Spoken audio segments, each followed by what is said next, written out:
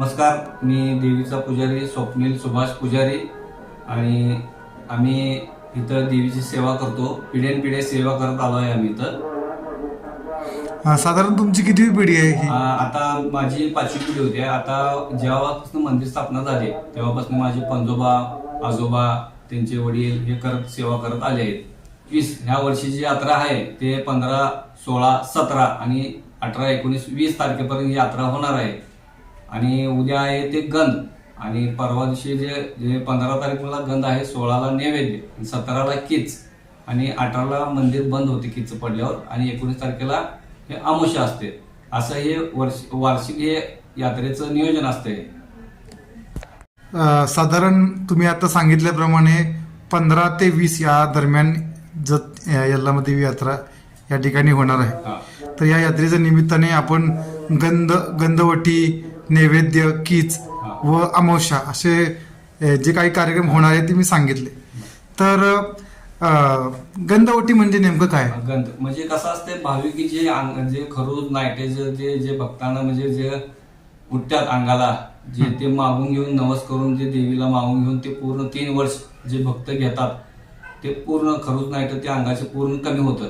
हे अशी प्रथा आहे, जे वेळेला जे मागितलं ते पूर्ण होते इथं. त्यामुळे ते खरूज नाईट जे उठलेलं 3 वर्ष गंध असू दे किंवा लिंब असू दे ते मागून घेऊन जर पूर्ण केलं ते पूर्ण खरूज नाईट पूर्ण कमी होऊन जातं. अशी भक्तांची श्रद्धा आहे आणि ते होत आहे. भक्तांचे जे पूर्ण जे मागितले ते पूर्ण होते. आणि नैवेद्य म्हणजे काय? नैवेद्य ह्या देवीला फक्त गोडाचा नैवेद्य चालतो. गोडाच म्हणा किंवा भाजी भाकरीचा नैवेद्य असतो की जे देवी ते आनंदाने खाते ते गोडावर, फक्त गोडाचं तेवढं चालतो या देवीला. आणि आपण सांगितल्याप्रमाणे कीच म्हणजे नेमकं काय? कीच म्हणजे हे पिढीनपिढी जी पुजाऱ्यांची जी आतापर्यंत सेवा केलेली जी परीक्षा असते वर्षभराची, त्याची जी परीक्षा म्हणजे कीच जे पूर्ण होत असलं ते पुजाऱ्यांची हे असते, त्यात परीक्षा होती. त्यामध्ये धार्मिक विधी काय होतं, नेमकं काय असतं? म्हणजे कसं देवीला ते रात्रीची जी पूजा असते किंवा किचा दिवशी ती रात्री पूजा, सोहळ्यातली जी कार्यक्रम असतात ते सगळं त्या किचा दिवशी ते असते. वर्षभरात जी सेवा होते ती सेवाची परीक्षा जी असते ती किचातून होते पुजाऱ्याची. आम्ही असं ऐकलंय की ते अग्नी असतो, अग्नीतून ते मुख्य पुजारी चालत असतात. तर ही काय प्रथा आहे? ती प्रथा म्हणजे जी वर्षभर जी सेवा होते पुजाऱ्याकडून देवीची, ते सेवेची जी शेवटची जी परीक्षा असते ते किचातून होत्या. म्हणजे जी समजा त्यातनं काय तर जास्त कमी झालं ते पुजाऱ्याला ते त्यातनं त्रास होतो त्यातनं. होय का? आणि एकदा कीच बघितल्यावर 3 वर्ष बघावं असं काही संकल्पना आहे?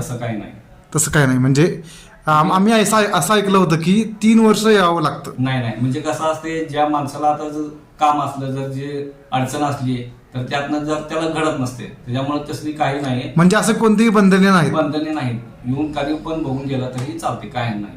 आणि किचानंतर दरवाजा बंद होता असं म्हणाला? कीच ज्या दिवशी पडतं त्या दिवशी दुपारी जे टायमिंग असते कीच पडायचं त्या टायमाला मंदिर दरवाजा बंद होतं. मग हे दरवाजा बंद म्हणजे असं का नेमकं? म्हणजे ते देवीचं बांगड्याचे फुटतात, देवीचा चेहरा ते दर्शन घेऊ नये म्हणतात पहिल्यापासून. हो. ते देवीचा चेहरा झाकला जातो त्यात.